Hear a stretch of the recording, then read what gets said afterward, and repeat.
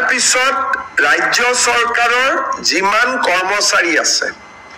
এই কৰ্মচাৰীসকলক নৱেম্বৰ মাহৰ দৰমহাত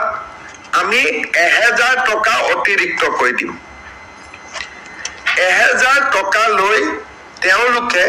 কিতাপ কিনিব লাগিব আৰু ৰচিদ কিতাপ কিনা ৰচিদ তেওঁলোকে নিজৰ হেড অফ দা ডিপাৰ্টমেন্টত জমা দিব লাগিব আমাৰ ৰাজ্যত প্ৰায় 3 লাখ সরকারি কর্মচারী আছে বেশি আছে 4 লাখ বুলি কব পারে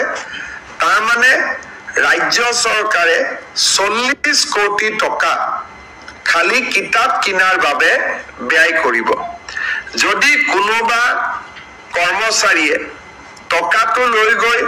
কিতাপৰ কিনাৰ ৰচিদখন ঘূৰাই নিদিয়ে তেতিয়া হলে নেক্সট মাহৰ দৰমহাত 1000 টকা কৰ্তন কৰা হ'ব আৰু যদি কিতাপখন কিনে তেতিয়া হলে তেও সেই টকাটো দৰমহাৰ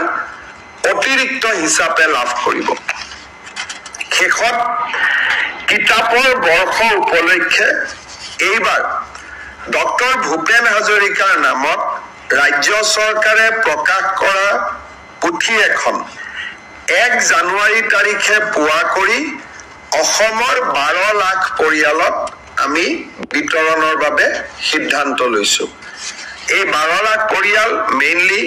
সৰকাৰি শিক্ষক পঞ্চায়তৰ প্ৰতিনিধি এই ধৰণৰ যিখিনি আমাৰ এখন তালিকা আছে তালিকা অনুসৰি 12 লাখ ঘৰত আমি ভূপেন হাজৰিকা দেৱৰ জীৱনীখন আমি প্ৰেৰণ কৰিম কিতাপৰ বৰ্ষ উপলক্ষে যোৱাকে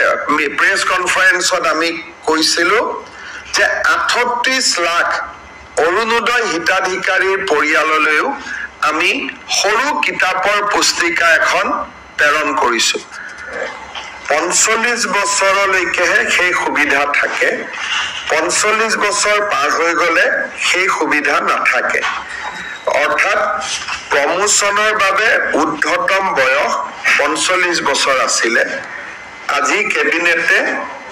অঙ্গনবাদী সহায়িকা সকলক অঙ্গনবাদী কৰ্মী লৈ পদোন্নতিৰ বয়সৰ উদ্ধতম সীমা 45 বছৰৰ পৰা 50 বছৰলৈকে বৃদ্ধি কৰে ইয়াৰ ফলত ৰাজ্যৰ বহু কেইটা আমাৰ অঙ্গনবাদী সহায়িকা এই আমাৰ সিদ্ধান্তৰ ফলত উপকৃত হ'ব